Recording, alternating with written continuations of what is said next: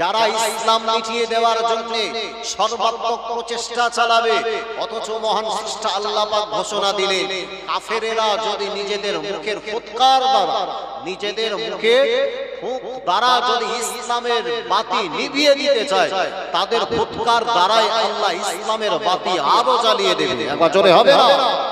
পৃথিবীর বুকে একটা হকপন্থীর গুরুত্ববাব আছে। পৃথিবীর জমিনে যারা হকের সঙ্গে থাকে তাদের একটা প্রাধান্যতা আল্লাহর কাছে আছে না না? যারা ইসলাম মিটিয়ে দিতে চেয়েছে দুনিয়ার জমিন থেকে তারা মিটে গেছে, যারা মুসলমান মিটিয়ে দেওয়ার জন্য চেষ্টা করেছে আল্লাহ তাদেরকেই দুনিয়ার জমিন থেকে মিটিয়ে দিয়েছে। এ কারণেই দেখবেন বাবা, গোটা বিশ্বের বুকে ফেরাউন নামের কোন ব্যক্তির নাম আজ পর্যন্ত পাওয়া যায়নি। যেটা রাখা হয়েছিল মিশরে খোদাদ্রোহী সেই বাদশা নাম ছিল মিস্টার ফেরাউন, যে পরিষ্কার মানুষকে বলেছিল আনা রব্বুকুমুল আ'লা, আমি হলাম তোমাদের স্রষ্টা। আল্লাহর সঙ্গে খোদাদ্রোহিতার করার কারণে মহান স্রষ্টা আল্লাহ এমন ভাবেই তাকে বিলীন করে দিলেন। পৃথিবীর জমিনের কোন সন্তান নবজাত বাচ্চা ভূমিষ্ঠ হলে ফেরাউন নামে নামাঙ্কিত কেউ করতে দেখে? এর নাম হচ্ছে পৃথিবীর জমিন থেকে মিটিয়ে দাও। দুনিয়ার জমিনে নমরুদ চেয়েছিল ইসলাম মিটিয়ে দেবে, নমরুদ চেয়েছে দুনিয়ার জমিনে ইব্রাহিমের বাতিটাকে নিভিয়ে দেবে, অথচ মহান স্রষ্টা আল্লাহ পাকের ইশারাতে সেই নমরুদকে পৃথিবীর জমিন থেকে আল্লাহ জুতা পেটা করে দুনিয়ার জমিন থেকে আল্লাহ তাকে শেষ করেছে। যারা ইসলাম মিটিয়ে দেওয়ার জন্য চেষ্টা করে, যারা হকপন্থী মিটিয়ে দেওয়ার চেষ্টা করে, যারা সত্য বাণীটাকে মিটিয়ে দেওয়ার চেষ্টা করে, আপনি জানবেন হক এমন একটা সুপ্রিম পাওয়ার ওয়ালা ম্যাটার। হক এমন একটা সুপ্রিম পাওয়ার আছে, ওটাকে যত আপনি চেপে ধরবেন ওর ইজ্জত সম্মান আল্লাহ তত গুণে বাড়িয়ে দেবেন। একবার জোরে হবে না? মহান আল্লাহ পাক রব্বুল আলামিন আমার নবীকে যখন মক্কার বুকে দিন প্রচারের দায়িত্ব দিলেন, আমি বলছিলাম তাহলে পৃথিবীর জমিনে ইসলাম যদি কেউ মেনে নেয়, মানুষের সামাজিক জীবন, মানুষের রাষ্ট্রীয় জীবন, মানুষের পারিবারিক জীবনে শান্তি ফিরবে। তার কারণ ইসলামই পারে গোটা বিশ্বের বুকে একটা শান্তির বাতাবরণ সৃষ্টি করতে। আপনাকে যদি আরো একটা ধাপ এগিয়ে নিয়ে যায়, আপনি বুঝতে সক্ষম হবে। আমার ভাইয়েরা, জওয়ানেরা, যুবকেরা, আল্লাহ নবী দয়া নবী রাসূল ও আমার নবী মক্কা জমিনে কলেমা প্রচার করবার কারণে মক্কা জমিনের মানুষেরা আল্লাহ নবীকে মেরে দেবে, আমার নবীকে জান হত্যা করে দেবে। আল্লাহ নবীকে মারার সর্বাত্মক প্রচেষ্টা করবা বলে, আল্লাহ নবীকে মারতে না পারা বলে, আমার নবীকে মারার জন্য 1 তারিখে ওরা আমার নবীর ঘরটাকে বেষ্টন করে আল্লাহ নবী চতুর্দিকে সিকিউরিটি হয়ে গেল। সকাল যখন হয়ে যাবে আল্লাহ নবীকে মেরে ফেলবে। আমার নবী ঘরের ভিতরে হঠাৎ আল্লাহ নবীর কাছে আল্লাহ ওহী নাযিল করলেন। ফেরেশতা জিবরাইল এসে আমার নবীকে জানালেন, ইয়া রাসূলুল্লাহ, ইয়া হাবিবাল্লাহ, হুজুর আপনি মক্কা ছেড়ে চলে যান, হুজুর আপনি মদিনাতে চলে যান। মদিনা জমিনে হিজরত করলেন। আল্লাহ পাক আপনার জন্য ইসলাম প্রচার করাটাকে সহজ করে দেবে। জোরে বলি, আরো জোরে বলি। মাতৃভূমির প্রতি অগাধ ভালোবাসা প্রিয় নবীর অন্তরের ভিতরে পরিপূর্ণভাবে, কিন্তু ইসলামের স্বার্থে বিশ্ব নবী সেই দিনেতে আল্লাহ রাসূল নিজের মাতৃভূমি ছেড়ে মদিনার দিকে যখন অগ্রসর হচ্ছিলেন, আহা, আল্লাহ রাসূল লক্ষ্য করে দেখে গোটা বেঈমানেরা আমার ঘরটাকে বেষ্টন করে দেয়।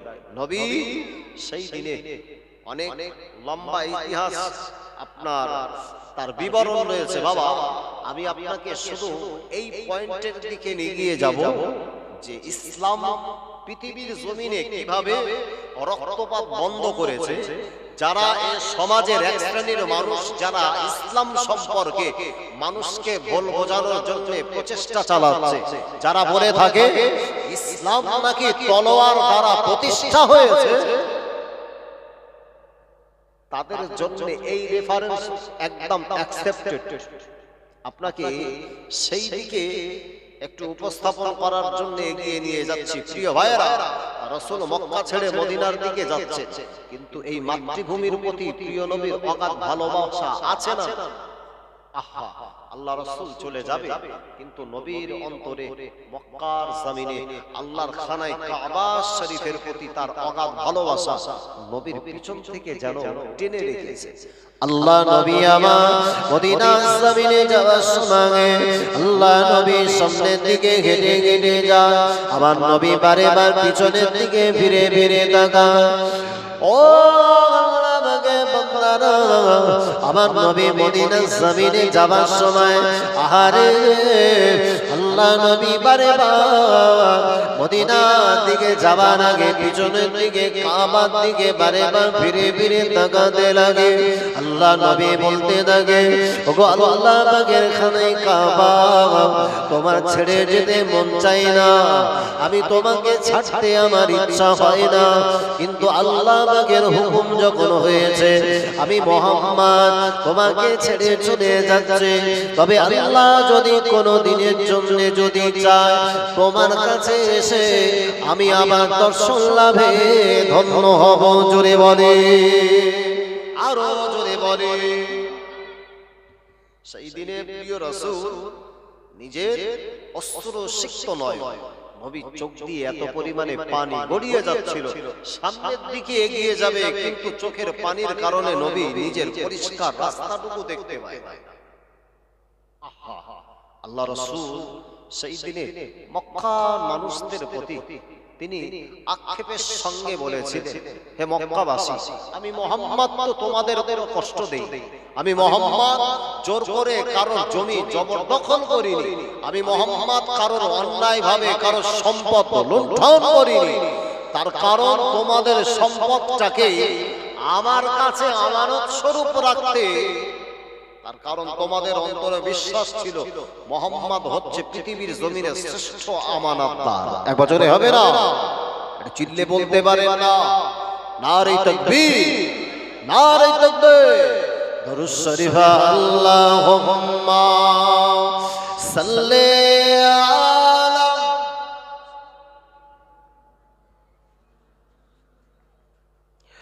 ওয়া আলা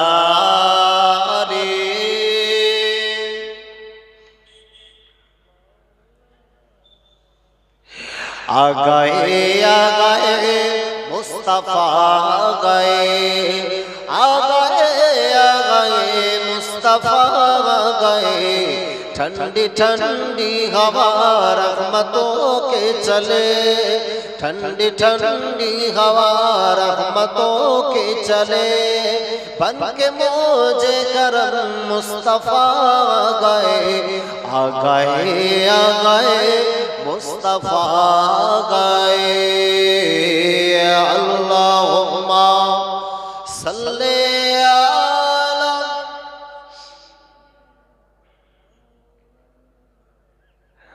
वाला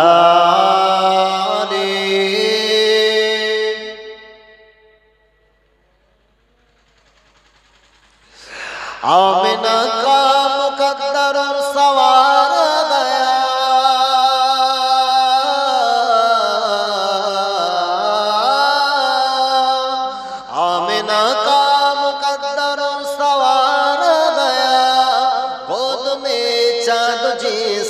उतार गया, और गिलमा सलामी को झुकने लगी, और गिलमा सलामी को झुकने लगी, पढ़ तेरी ज़ुबान सल्ले अला गए, आ गए मुस्तफा गए, आ गए मुस्तफा गए, ठंडी ठंडी हवा रहमतों के चले, ठंडी ठंडी हवा रहमतों के चले, बन के मौजे करम मुस्तफा गए, आ गए मुस्तफा गए।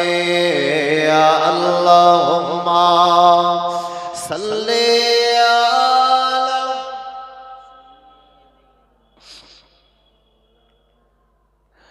वाला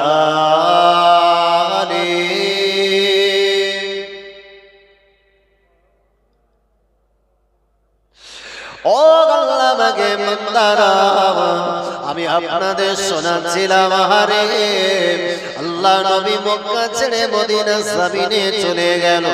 আল্লাহ নবী একাধারে একটা দুটো বছর পরে আহারে একটা না 8খানা বছর আল্লাহ নবী মদিনা জমিনে থাকলে, ওই মদিনা জমিনে থাকবা পরে তারপরে তো মক্কা মানুষেরা আল্লাহ নবীকে মদিনা জমিনে শান্তভাবে থাকতে দেয় না। একাধারে আল্লাহ নবীর সঙ্গে বেঈমানদের অনেক যুদ্ধ হলো। সর্বোপরি আল্লাহ নবী মক্কা জমিনে ওই সমস্ত বেঈমান বেদী কুফারে কুরাইশদের প্রতি আল্লাহ নবীর অগাধ ভালোবাসা, আমার নবী তাদের প্রতি অগাধ মানবতা দেখিয়ে আহারে লক্ষ্য করে দেখা যায় আল্লাহ নবী একটানা 8খানা বছর মদিনা জমিনে থাকবার পরে ও আল্লাহ বাগে বান্দারা 8ম হিজরি সনে 18 রমজানে আল্লাহ নবী বিশ্ব নবী সাহাবীদেরকে একত্রিত করে মক্কা জমিনের অভিমুখে রওনা হলেন। বাবাজি আল্লাহ নবী 10,000 সাহাবীকে সঙ্গে নিয়ে মদিনার দিকে আমার নবী অগ্রসর হলেন।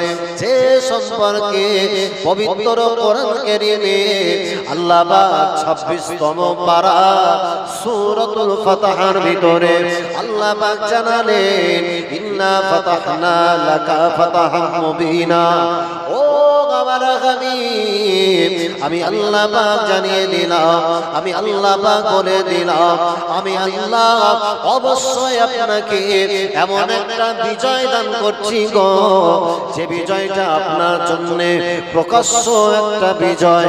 আল্লাহ নবী ওই মক্কা বিজয়ের দিনেতে আমার নবীর সাথী সঙ্গীকে নিয়ে আমার নবী মক্কার অভিমুখে রওনা হয়। আল্লাহ নবীর কিছু সাহাবীরা কিছু কিছু একটা গোষ্ঠী নিয়ে ওরা এক এক দলে তারা মক্কার অভিমুখে যায়। এই সংবাদটা টোটাল মক্কা জমিনে পৌঁছে গেল।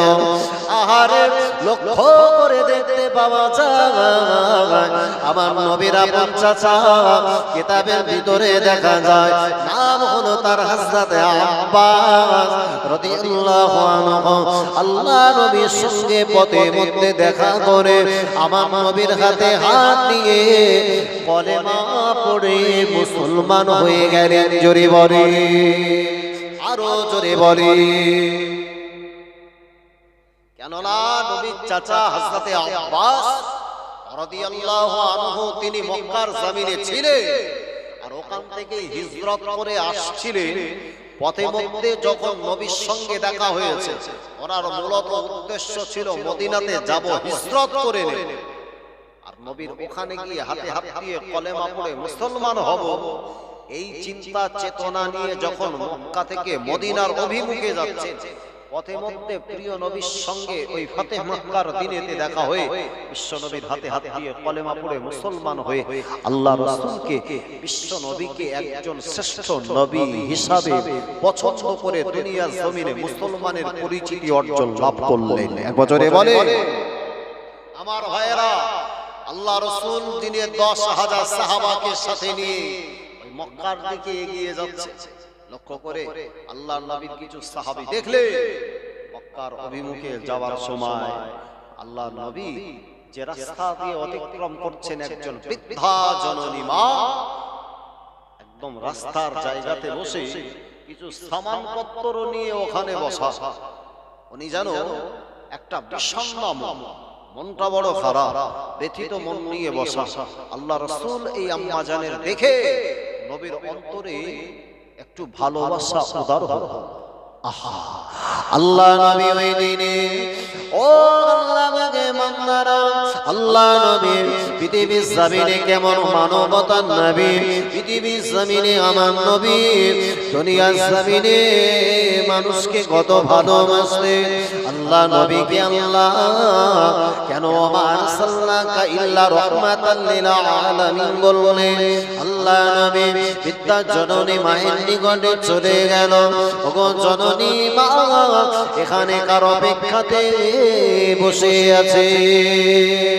আল্লাহ নবী কথাটা শুনবা পরে পিতা জননী মা আমার নবীর চেহারার দিকে তাকিয়ে বললেন, বেটা তোমার পরিচয়টাকে আমার দুনিয়া জমিনের সন্তান সন্ততি আহার পরিবার যারা আমার সঙ্গে যারা জীবন যাপন করত গো, আমার সন্তান সন্ততি দুনিয়া জমিনে এত মানবতার সঙ্গে, এত কমলতার সঙ্গে, এত দয়াপ্রতার সঙ্গে, এত নমনীয়তার সঙ্গে, এত ভালোবাসার সঙ্গে, এত মধুর কণ্ঠে আমাকে কোনো দিনের জন্য মা বলে সম্বোধন করে না। জোরে বলে,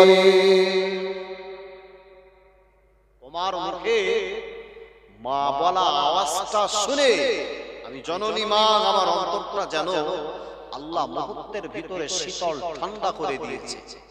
কি জবান তোমার রে বেটা, কি তোমার পরিচিতি, তোমার আইডেন্টিটি তো একটা বার বলো। আল্লাহ নবী বললেন, ওগো জননী মা আমি আমার পরিচিতি আপনাকে শোনাবো, তার আগে একটা বার আপনি বলেন মা এই রাস্তার উপরে কেন আপনি সামানপত্র গাটুলি গুটুলি নিয়ে বসা? ও আল্লাহ নবীকে বললেন, ওগো বেটা যে মক্কা জমিন থেকে মুহাম্মদ চলে গেছিল, আব্দুল্লাহ বেটা মুহাম্মদ শুনলাম উনি নাকি মক্কার দিকে এগিয়ে আসছে। ওই মুহাম্মদ যদি আমাদেরকে সহস্তে পেয়ে যায়, তার সাথে সঙ্গীদেরকে নিয়ে আমাদেরকে জীবন্ত কবর দেবে, তিনি আমাদেরকে জীবন্ত হত্যা করবে। তাই মুহাম্মাদের হাত থেকে বাঁচবার জন্য পার্শ্ববর্তী কোন রাজ্যের দিকে এগিয়ে যাচ্ছে। আল্লাহ নবী কথাটা শুনবা পরে আমার নবী ওই সময় বিদ্যা জননী মাকে বললেন, মা ওগো জননী মা আপনি তো শুধু শুনেছেন, মুহাম্মাদের কঠোরতা কি কোনদিনের জন্য আপনি স্বচক্ষে দেখেছেন? আল্লাহ রাসূলকে বললেন, হে বেটা মুহাম্মদ সম্পর্কে আমার স্বদেশ ভূমির মানুষেরা বলেছে তিনি নাকি একজন হিংস্র ব্যক্তি, তিনি কঠোর প্রকৃতির ব্যক্তি, আর উনি লোক লস্কর জানিয়ে আসছে মক্কার ভিতরে ঢুকলে কচু কাটা করবে, তাই তার হাত থেকে বাঁচার জন্যই আমরা মক্কা ছেড়ে পালিয়ে যাচ্ছি। নবী বললেন, মুহাম্মাদের কঠোরতা স্বচক্ষে দেখো। বলে, শুনেছি বাবা, তবে জানি না। তবে কোথায় যাবে? আল্লাহ রাসূলকে গন্তব্য স্থানের কথা বললেন। আহা, আল্লাহ নবী বললেন, ওগো জননী মা আপনি যদি একটা বার অনুমতি দেন, আমার আপনার সামানপত্র গাঁটুনি গুটুনিটা নিয়ে আমি আমার মাথার উপরে ধারণ করে আপনার জন্য আপনার গন্তব্য স্থানে পৌঁছে দেব। ও জননী মা ভয় পাবেন না মা, ভীত হবেন না মা, ভয় পাবেন না মা, ভীত হবেন না মা, আমি আপনার জন্য আপনার সামানপত্র আমার মাথার উপরে নিয়ে আপনার গন্তব্য স্থানে পৌঁছে দিলে খুশি হবে। আল্লাহ নবী কথাটা শুনবা পরে জননী মা চোখ দিয়ে টপ টপ করে পানি গড়িয়ে যায়। আল্লাহ নবীকে ডেকে বললেন, ওগো বেটা এত তোমার অন্তরের ভিতরে মায়া, তোমার অন্তরের ভিতরে এতটা দয়া, এই রাস্তা দিয়ে অনেক যুবক গেল, কোন যুবক তো আমার খোঁজ নিল না, কোন যুবক তো আমার পাশে এসে দাঁড়িয়ে আমাকে এইরকম একটা আশ্বস্ততা দিল না। আল্লাহ পাক তোমার অন্তরের ভিতরে এতটা দয়াত্রতা দান করেছে, একটা বার তোমার পরিচিতি বলো। আল্লাহ নবী দাদাবি কিছু বলেন না। আল্লাহ নবী ওই সময় আমার নবী ওই বিদ্যা জননী মায়ের সামানপত্রটা মাথায় নিয়ে গুটি গুটি গুটি গুটি পায়ে সামনের দিকে এগিয়ে যায়।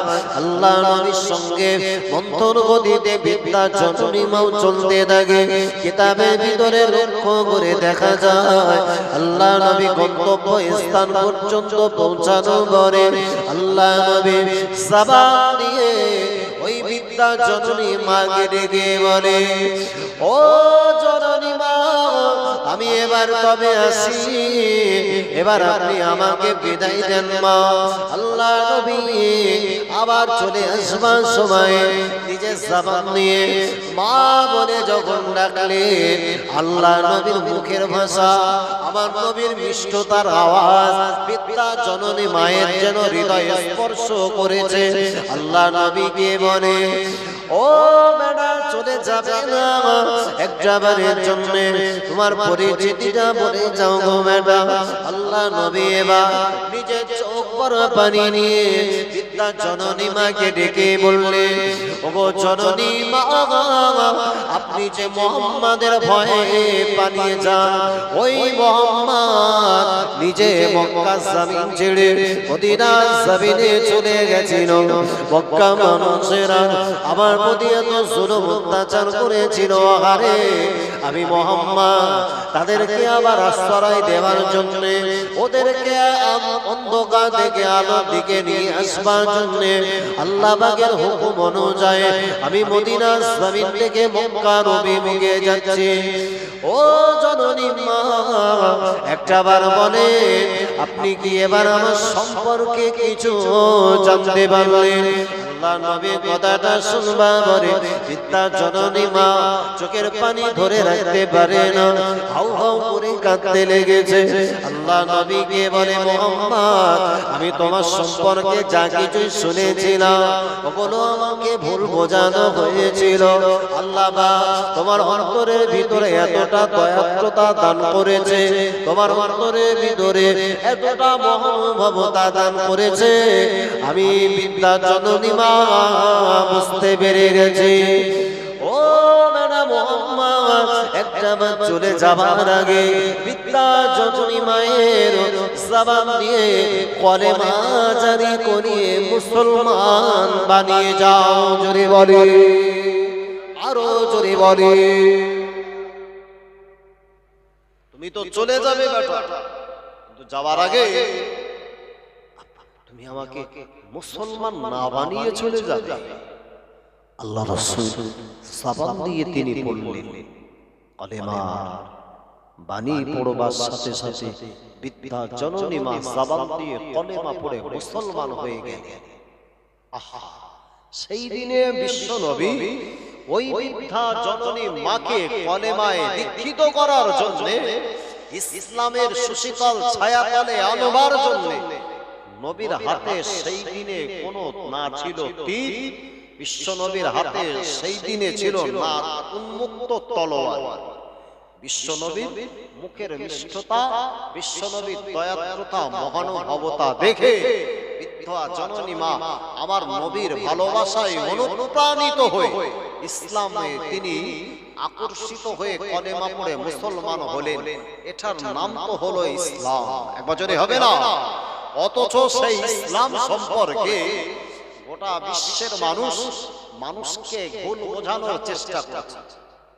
সেই ইসলাম মিটিয়ে দেওয়ার জন্য গোটা বিশ্বব্যাপী মুসলমানদের প্রতি বিভিন্ন জুলুম, অত্যাচার, উৎপীড়ন, নিপীড়নের স্টিম রোলার চালিয়ে যাচ্ছে।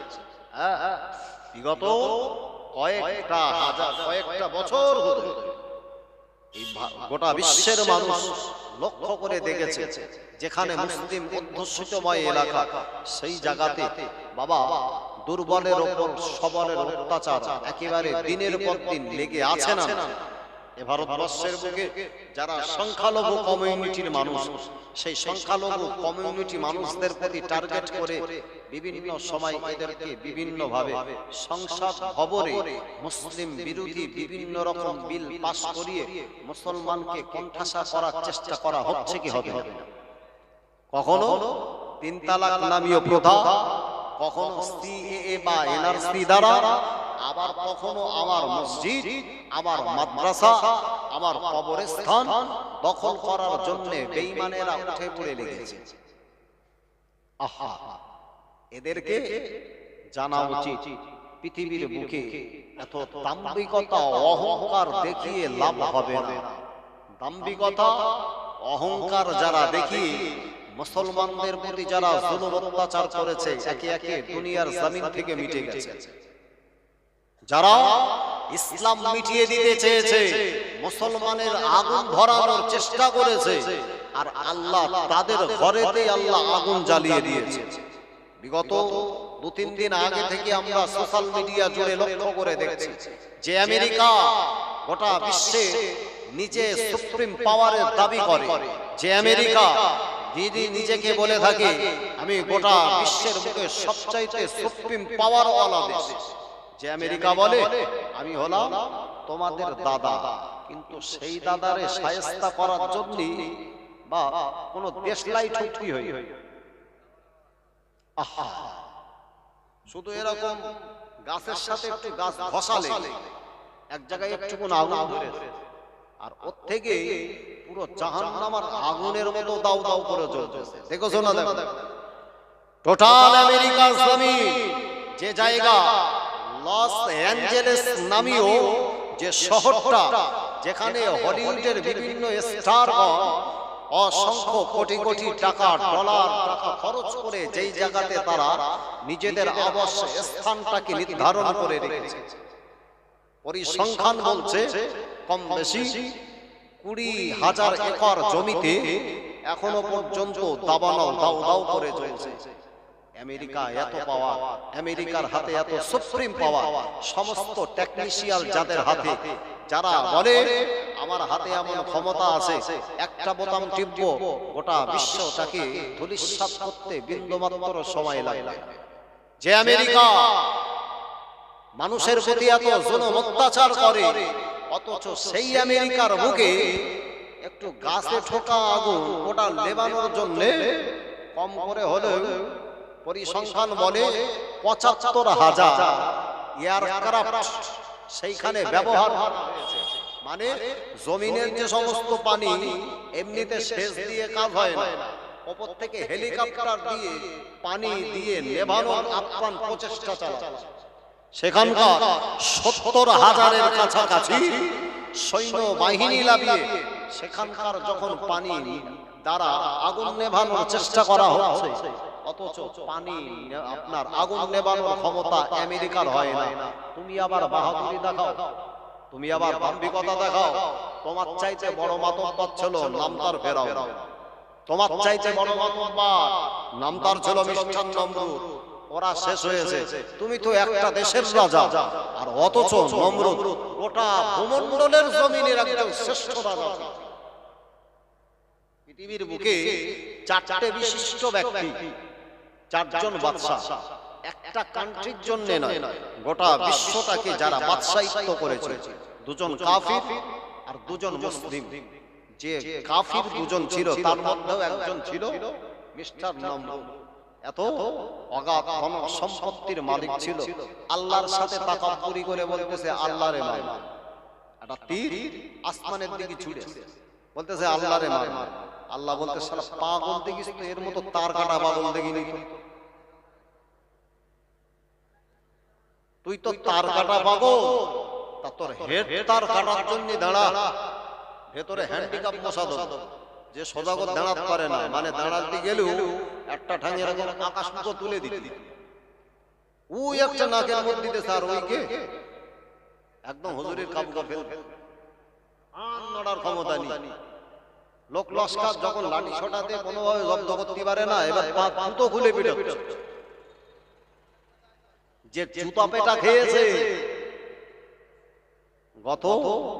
গত দিনের সংবাদ মাধ্যমের সংবাদ বলছি বাবা, বিশ্বের বুকে মানবতার চিরশত্রু, বিশ্বের বুকে যারা নিরীহ মুসলমানদের প্রতি দিনের পর দিন জুলুম অত্যাচার করেছে, বিশ্বের বুকে সহিংসতার পরিচয় দিয়েছে, বিশ্বের বুকে একজন শক্তিশালী রাষ্ট্র হিসাবে নিজেকে যে দাবি করে, নাম তার ইসরায়েল। সেখানকার যে নেতা, তার নাম হচ্ছে নেতানিয়াহু। তিনি বিগত কালকেরে বলেছে যুদ্ধবিরতির জন্য আমি এবার শান্তি চুক্তিপত্রে স্বাক্ষর করতেছি। তার কারণ কি বলো দিন, নেতার তো কাবু করে ফেলে, দাদার ঘরে দাও দাও করে আগুন জ্বলতেছে, যে সাপ্লাই দিত ও যন্ত্র মোটামুটি ঠান্ডা হয়ে গেছে, সাপ্লাই করতে গেলি তো তারও একটু দেহের বল থাকা দরকার। আঙ্গা যদি ওর ওই অবস্থা হয়, তা আমি যদি ঠিকঠাক সাপ্লাই না দিতে পারি, সারি সারি যদি আমার পুরো ছেকে ধরে তো কাঁপতে কাঁপতে বেঁধে যাবে।